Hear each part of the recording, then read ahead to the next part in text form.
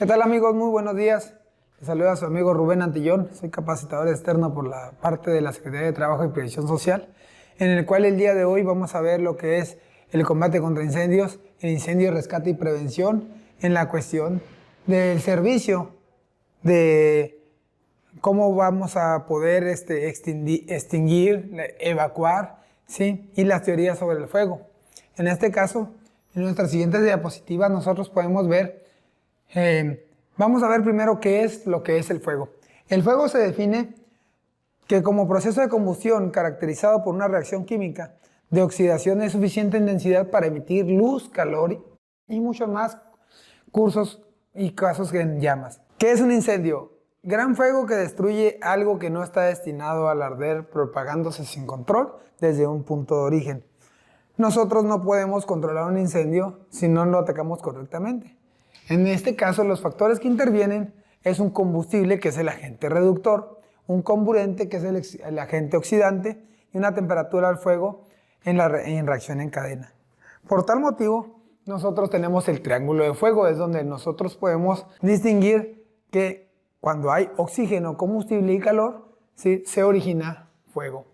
En el tetraedro del fuego, nosotros tenemos que la mayor capacidad, combustible, calor y oxígeno. Esto genera una reacción en cadena.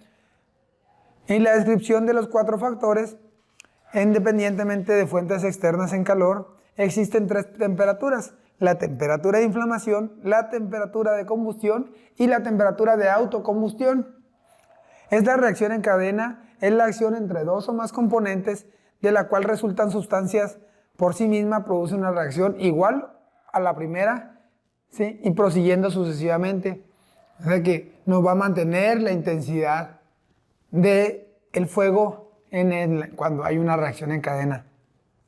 Vamos a definir los tres elementos que se requieren para el fuego, lo cual es el combustible, el comburente y la temperatura de ignición apropiada para que se dé el incendio.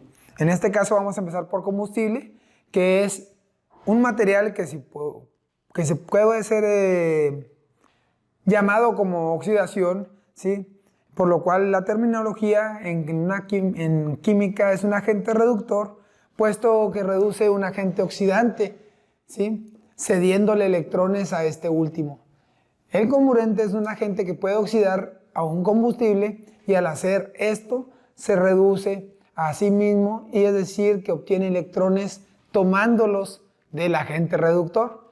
Ejemplos: si un oxígeno, peróxido de hidrógeno, un ácido nítrico sulfúrico y un ácido de metales, nitratos, cloratos, cromatos, halógenos y algunos otros. Por esto tendremos que tomar en cuenta el siguiente punto, que es la temperatura de ignición, y que es la mínima temperatura a que esta sustancia debe ser calentada e iniciar una combustión que se sostenga por sí misma. Esta no se podrá sostener por sí misma si no existe la temperatura adecuada. En teorías de la combustión es una reacción consistente en la combinación continua de un combustible, el agente reductor con ciertos elementos, entre cuales predomina el oxígeno libre o combinado. Un agente oxidante. Las reacciones son exotérmicas, convirtiéndose la energía molecular en térmica. La energía liberada circundante pasa de 2 a 3, pasan al ambiente. De 1 a 3 sostienen la combustión. O sea, vamos a ver, son 2/3 partes pasan a ser parte del ambiente. 1/3 parte se sostiene dentro de la combustión, ¿sí? Esto es, en la tabla, como lo podemos ver en la diapositiva, el equilibrio, el que aumenta la combustión y la que disminuye la combustión. Esto es la energía que pasa del medio ambiente a la temperatura ambiente que admite. Tenemos el mecanismo de la combustión, en el cual son partículas de CO2, CO, humos, ¿sí?, hidrógenos, oxígenos, en lo cual nos permite nosotros diferenciar lo que es la llama, la emisión de temperatura de radiación por calor y los vapores, ¿sí? que pueden ser emanados por algunos, o más bien todos los combustibles cuando se da una ignición. Entonces, a medida de la difusión del aire, nosotros podemos ver cómo se transforma esa ignición de los combustibles, cómo se va transformando primero en llamas y luego después en algunos gases.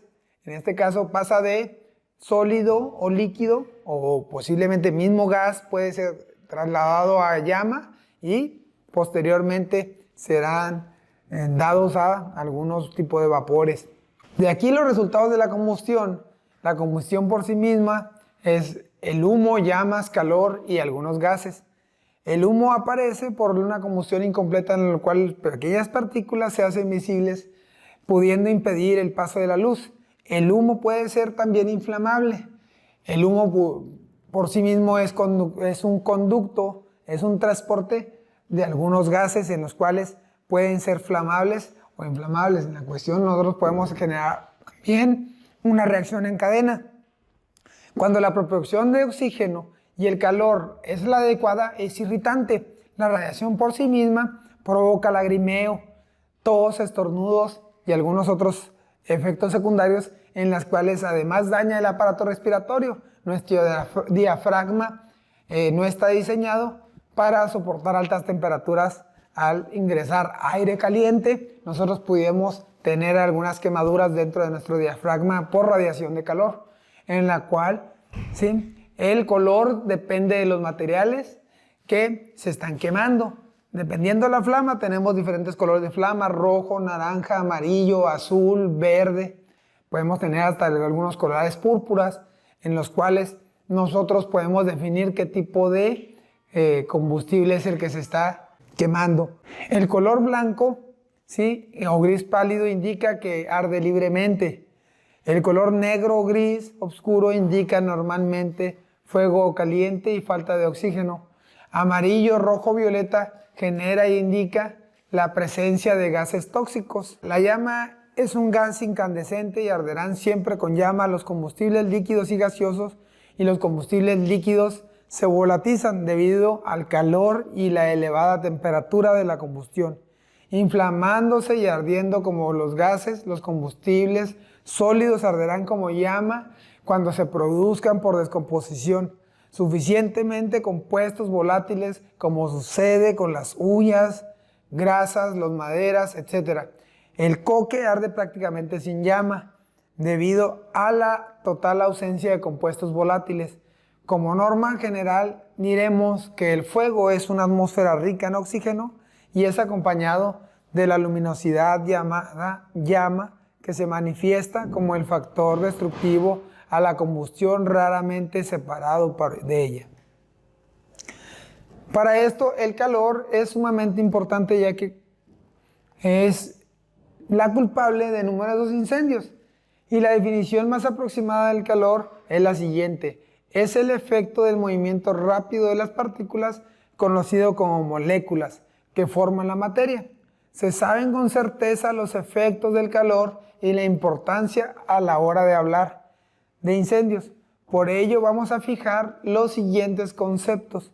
Diferencia entre calor y temperatura. Calor es el flujo de energía entre dos cuerpos con diferentes temperaturas. La temperatura indica el nivel en el que la energía está interna de cada cuerpo. La transmisión del calor es un estudio del fuego que es importante mencionar y saber cómo actúa el calor y cómo se transmite, ya que es la causa más común en incendios. La expansión de los mismos y los principales forma la propagación. En estos vamos a llamarlos como conducción, que es el intercambio de calor que produce de un punto a otro por contacto directo a través del medio ambiente. Y el ejemplo es: se calienta el extremo y de una barra metálica, el cabo de un rato, el otro extremo también se habrá calentado. Para los parámetros que rigen la ignición y la combustión, el límite inferior de explosividad constituye el porcentaje mínimo de gas o vapor. Para esto, las formas y mezclas explosivas o flamables, hay un límite superior de explosividad y también hay un rango de explosividad. por lo cual el límite superior se constituye en porcentaje máximo de gas o vapor del combustible para formar mezclas explosivas o inflamables, y el rango constituye en diferencias entre ambos límites. El método de extinción se basa en la eliminación de uno o más elementos del triángulo de fuego y de la reacción en cadena. La acción de dilución consiste en la eliminación del combustible. Hay una acción de sofocación que consiste en la eliminación del aire o comburente. La acción de enfriamiento consiste en la eliminación de energía de activación, y hay una acción química que consiste en la inhibición química de la llama. Vamos a profundizar un poquito en esos 5 puntos, que hay varios métodos de extinción: disolución, sofocación, enfriamiento y acción química. No todos los fuegos los podemos atacar de la misma manera, por ende nosotros tenemos que saber cuándo tenemos que utilizar uno de cada de estos puntos. Para una acción química, nada más podemos inhibirlos químicamente en llama. Para el enfriamiento, solamente podemos atacarlos por parte de enfriamiento para mantener su temperatura y evitar una explosión. En este caso, la eliminación de aire comburente, nos lleva a que para que no haya la combustión, sí, tendríamos que cerrar o aislar la materia que se está consumiendo. En este caso puede ser sólido, líquido o gas, por el medio de la eliminación de flujo de aire. La dilución puede ser a medida de que contrarreste el combustible.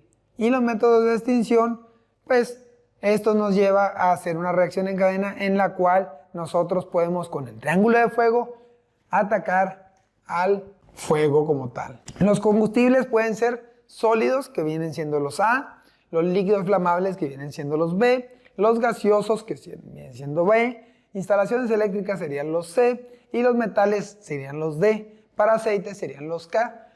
En este caso, los combustibles, nos vamos a adelantar un poco y salir un poquito de contexto en lo que estaremos tratando de transmitir, que para esta determinación de cómo están los combustibles agrupados y qué letra se le da en su clasificación, esto por motivos de que esa misma terminación que le estamos dando a este tipo de combustibles se le asigna a los equipos de extinción. En los extintores nosotros tenemos la misma clasificación A, B, C, D y K, que es el uso con el cual los podremos atacar, ¿sí?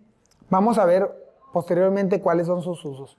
En este caso, la variación de los límites de inflamabilidad, el efecto del oxígeno. Si a la mezcla se le suministra un porcentaje mayor de oxígeno, los índices se amplían, aumentando fundamentalmente el efecto de la inertización. El suministrar un gas inerte dentro de una atmósfera afectada disminuye los rangos de explosividad, llenando de esta forma los límites de seguridad. Para un efecto de presión, las presiones bajas estrechas en los límites de explosividad, en tanto que las altas ensanchan al rango explosivo. El efecto de la temperatura, la amplitud de los límites explosivos es proporcional a la temperatura, al aumento del mayor riesgo. En la siguiente diapositiva ustedes pueden verificar cuáles son los límites explosivos en cuestión a gases y en vapores inflamables, en los cuales nos enumeramos determinados agentes químicos, ¿sí?, que serían hidrógeno, metano, amoníaco, etano, óxido de carbono, etileno, benceno, propano y butano. Ahí nosotros tenemos el marcador en nivel de aire y de oxígeno, cuáles son los límites explosivos en cuestión a esos agentes. En esto tendremos la clasificación del fuego, en donde anteriormente ya se los había mencionado que va de la mano en su clasificación con el tipo de agente extintor que utilizaremos para su ataque. Por eso nosotros tenemos 5 clases de fuego: el A, el B, el C, el D y el K. En este caso, el fuego clase A son los fuegos que se producen con materias combustibles sólidas, con materias primas, maderas, en apariencia sólida. La madera, el papel, el cartón, los textiles, los plásticos, esos son algunos sólidos en los cuales nosotros están clasificados como clase A. Estos materiales se queman y dejan residuos en lo que forman algún tipo de brasa o ceniza. El símbolo que se utiliza en la letra A es un color blanco y solo un triángulo de fondo verde. Este logo nosotros podemos identificar fácilmente que es una clasificación A con un triángulo verde. Los fuegos de clase B se producen con los líquidos. Estos son los combustibles inflamables.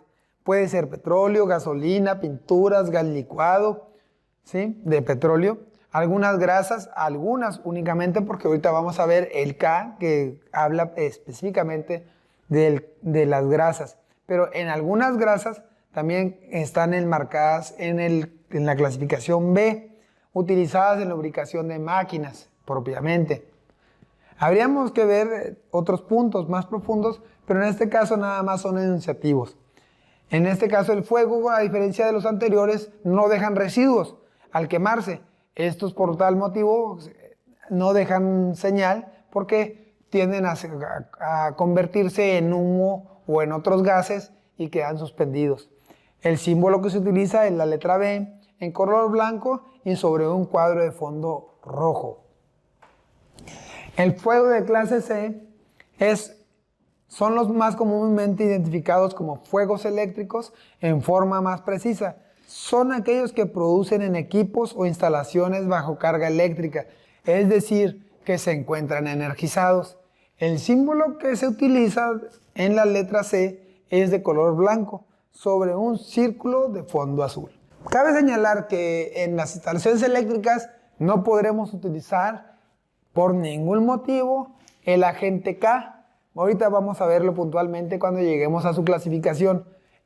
Porque es a base de agua y algunas otras espumas a base de agua, en la cuestión son conductores de electricidad.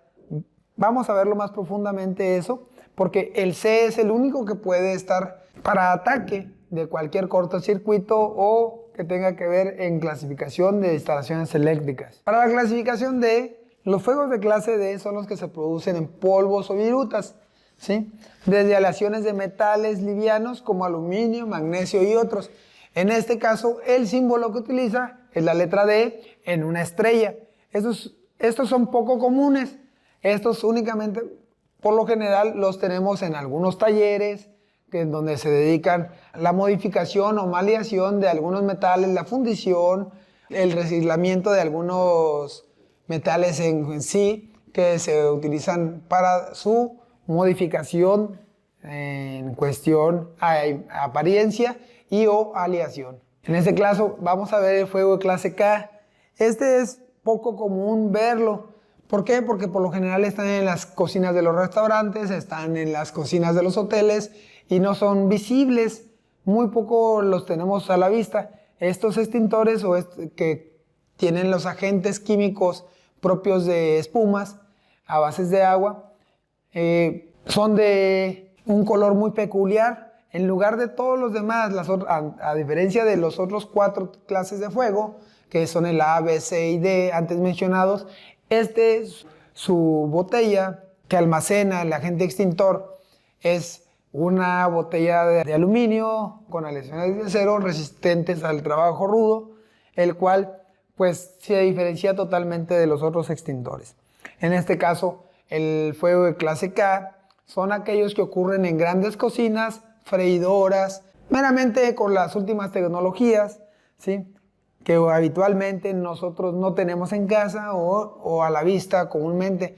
Estos son para, más que nada, como se los mencionaba, restaurantes, hoteles, algunos negocios de comida rápida, ¿sí?, similares con presencia habitual en cantidades ponderables que los aceites vegetales y gases inertes, la manteca, la margarina y entre otros son productos combustibles.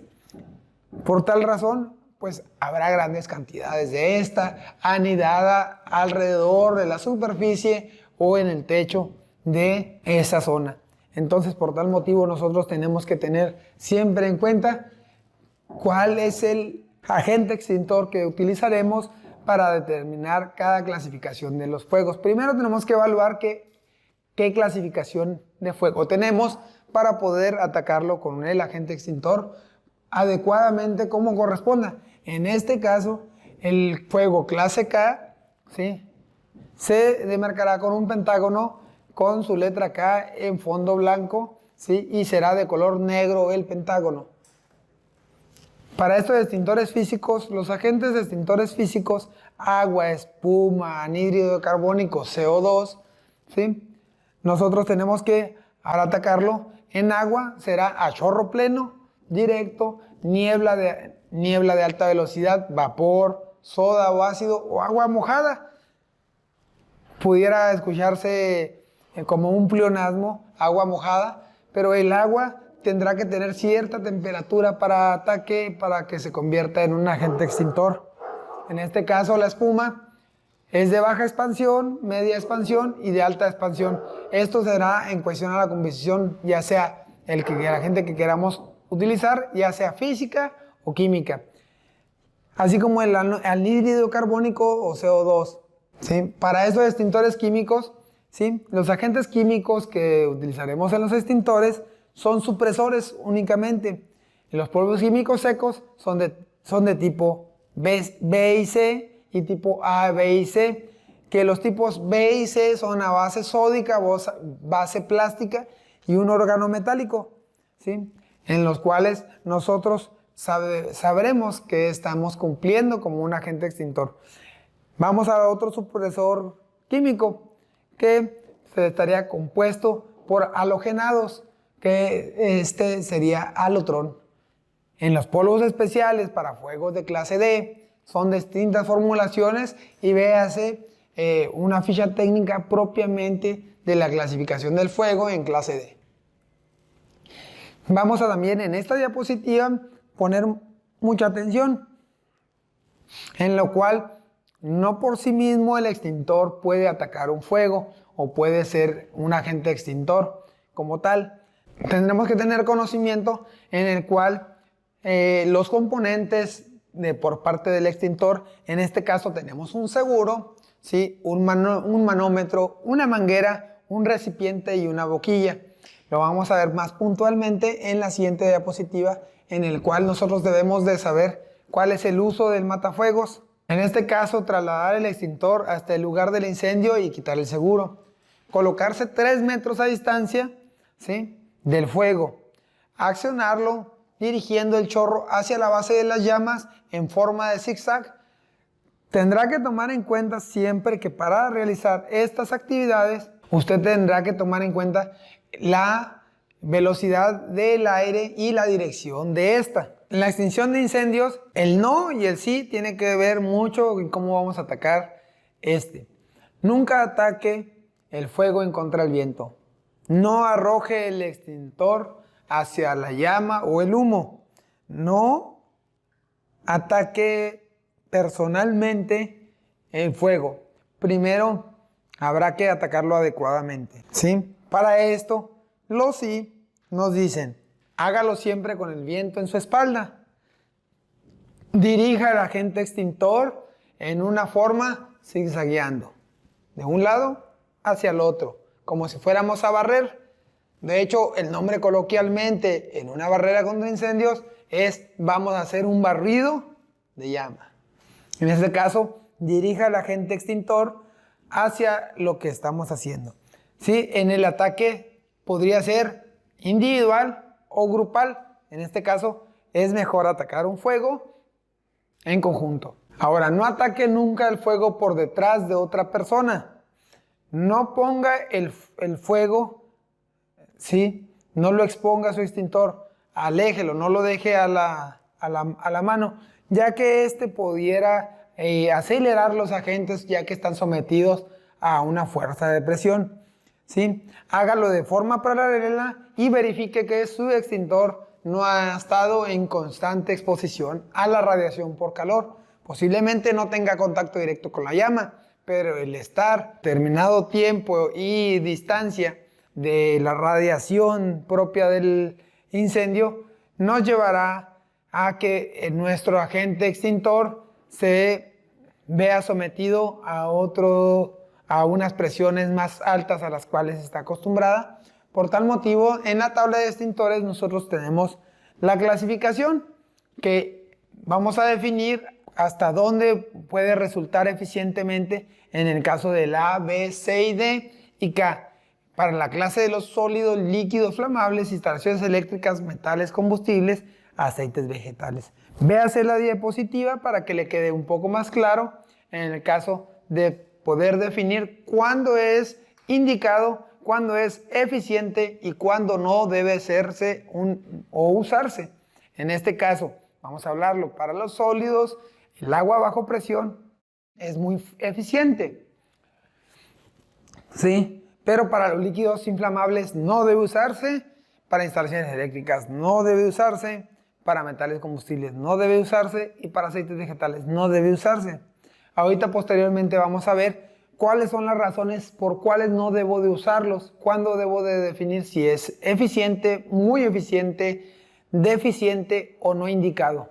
En este caso, la protección humana o evacuación, sus funciones son capacitar, adiestrar a las personas para que sepan actuar correctamente en caso de incendio y señalizar las vías de escape en los incendios para poder realizar un rol de evacuación.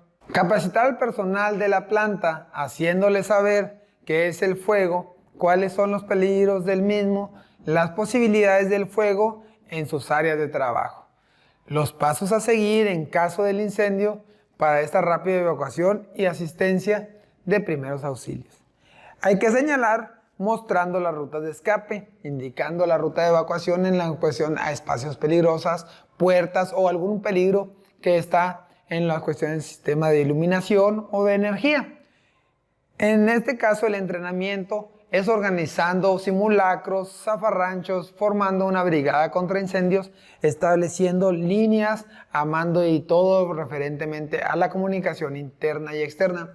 El día de hoy tendrán a bien saber que hoy fue el macro simulacro, el primer macro simulacro del 2020 que conlleva todas las dependencias gubernamentales centralizadas y no centralizadas del gobierno federal y gobiernos estatales, así como algunas empresas públicas y privadas. En este caso se ha llevado a cabo ese simulacro para que todo el personal civil que no tenga esos conocimientos se agregue a tener ese tipo de capacitación y tener una respuesta adecuada en caso de una contingencia. Regresando al tema, en la organización de evacuación, el director, ayudante, barba operativa, ¿sí? El líder de piso, el líder de sector, asistentes. Véase el organigrama en la diapositiva. En este caso, todos esos métodos nos llevarán a una evacuación adecuada en los edificios. Nuestra organización humana tendría que ser siempre la adecuada. En este caso, en estar en un edificio, nosotros tenemos que conocer todos los medios de salida, las rutas de evacuación, escaleras, rutas de escape que coinciden, que conduzcan al interior del edificio o al exterior del edificio. En este caso, siempre tenga por omitir la concurrencia de personas, de bomberos, y no piense que otro ya lo haya hecho. Para eso, verifique, analice y reflexione la diapositiva en la cual nosotros podemos interpretar con algunos dibujos el deber ser, cómo podernos mantenernos a salvo antes, durante y posterior a un incendio en algún edificio. Hay varios tipos de brigadas. En este 4 vamos a hablar de que se clasifican en 4, que los tipos de brigadas son los bomberos de fábrica, la brigada auxiliar, los grupos de rescate y la brigada de fábrica. En este caso, vamos a hablar de los bomberos de fábricas, en los cuales están encargados de la revisión de todo lo concerniente al sistema de seguridad contra incendio. La brigada auxiliar es el encargado de auxiliar a los bomberos en la fábrica en caso de producirse un incendio. Los grupos de rescate indica que su nombre estaba en las formaciones especiales y que entrarán en acción una vez que se haya producido el siniestro, y su tarea principal será el rescate de posibles víctimas del siniestro. La brigada de fábrica, la función lo especifica, es la formación similar a una brigada auxiliar, pero con la diferencia que responde a órdenes de un líder fijo. Estas organizaciones en las brigadas industriales, ¿sí? Su función en contraincendio consiste en la capacitación, planificación de forma centralizada con los objetivos que contemplen el marco de la realidad y dirigido a empleados previamente seleccionados a base de perfiles específicos de seguridad. Presenta un valioso instrumento tanto para la prevención como para la reacción en esta emergencia. Deberán ser instruidos al igual que el resto del personal de la empresa, pero con un grado mayor de profundización y de responsabilidad, ya que puede verse obligados a actuar hasta la llegada de los bomberos. Además, como en su misión de esta es el control y vigilancia únicamente, se encuentran posibilidades mayores de detectar situaciones de riesgo anticipadamente. Por sí mismo no lo hace ser un bombero, sin embargo tiene los conocimientos propios de un bombero, pero únicamente podrá anticipar y diagnosticar si existe el riesgo. Necesidades de contar con una brigada contra incendios. Estos factores se determinan que se cuente una brigada contra incendio. Son los siguientes. Puede ser el tamaño y la distribución de las instalaciones a proteger, la naturaleza de los peligros del incendio, la protección para el fuego disponible en esa planta, así como también la ayuda del cuerpo de bomberos. Puede contar con el tiempo para atacar y puede ser en demorar al llegar los bomberos. Nosotros podemos hacer lo propio para mitigar la expansión del mismo. La secuencia de la formación de una brigada: primero tenemos que empezar por una selección y un plan de entrenamiento en función a los riesgos específicos previamente detectados. Y los temas será la enseñanza, el entrenamiento, un plan de entrenamiento con responsables, con jefes, subjefes de una brigada, así como también un plan de entrenamiento de todos y cada uno de los miembros y para el resto del personal. Esencialmente, en los criterios de enseñanza, la concientización, el carácter preventivo, el accionamiento, la decisión, las características del riesgo, la capacidad del personal y la densidad de la ocupación, eso nos llevará a una operación de rescate, salvamento, primeros auxilios y algunas otras. Esto nos va a dar la concientización, el conocimiento y el uso del equipo de protección personal, por lo cual siempre tenemos que tener a los brigadistas en una fase importante de su estado mental en cuestión a motivación. Esto es importante por la parte del personal integrante de las brigadas, el mismo que se sienta el personal importante para la tarea que efectuará y con su desempeño contribuirá a salvaguardar la integridad física de sus compañeros trabajadores y la preservación de la fuente laboral, en este caso el inmueble. Las pautas básicas para será una frecuencia mínima de entrenamiento mensual, el que miembros que tengan un rol definido debido a que no conocen las características de otros roles, el manejo de la totalidad de los equipos y todos aquellos que correspondan. Un plan tipo base capacitación deberá incluir los siguientes temas básicos. El A, que es para ingreso de una brigada de plan tipo básico. El B, para mantener y emplear conocimientos. El conocimiento y operación de equipos portátiles, matafuegos y carros, en este caso. Aquí a mi espalda, se vendría siendo una carretilla que vendría siendo un equipo portátil, el cual de fácil maniobrabilidad. Las operaciones con líneas y mangueras, el tendido y uso adecuado de las mismas. Nosotros tenemos a bien saber cómo poder trabajar en conjunto en una brigada. Ambos elementos se constituyen en un arma vital en el adiestramiento de la evaluación. Esto en un peligro inminente siempre y cuando el incendio esté declarado, ¿sí? No porque veamos una llama podamos llamarlo un incendio, puede ser un conato. Entonces nosotros vamos a ver un apartado en el cual nosotros vamos a definir cuándo podemos declarar un inmueble en calidad de incendio, ¿sí? Vamos a definirlo, que sus diferencias radican en un zafarrancho, que es la palabra adecuada, ¿sí? Que es cuando no sabemos cuándo ocurrirá el mismo, ¿sí? Un simulacro, se sabe el momento en que ocurrirá la acción y se evaluará la capacitación de los individuos que intervienen en la materia, ¿sí? En el cual nosotros tenemos que evaluar en base a las siguientes diapositivas cuándo debemos atacar y cómo los debemos atacar. Nosotros tenemos que ver la materia de evacuación, en la cual si falta ventilación y se hace más sacrificada la labor personal, la ventilación adecuada que facilita la extinción, nosotros tenemos que evaluar cuándo, dónde y cómo tenemos que atacar cada uno de estos hechos. Para nosotros debemos tener a bien saber que dentro de los reglamentos es importante citar el trabajo, la redacción sobre las normas, los equipos, las instalaciones contra incendio, cuya relevancia se nota en la obligatoriedad y cumplimiento en caso de todos los niveles. Internacionalmente, ¿sí?, existe la National Fire Protection Association, ¿sí?, que por sus siglas en español es la NFPA.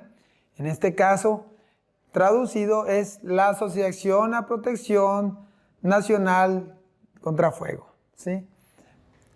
Existe otra para lo internacional que es la Underwriter Laboratories, la National Electric Code, la Deutsche Industrial Normen para Alemania, ¿sí?, la National Electric Code para algunas entidades europeas, ¿sí?, y la British Standard, que es para Reino Unido. En este caso también aplica para la Asociación Francesa. No en todo el mundo nos rigen las mismas normas, pero estas son las bases.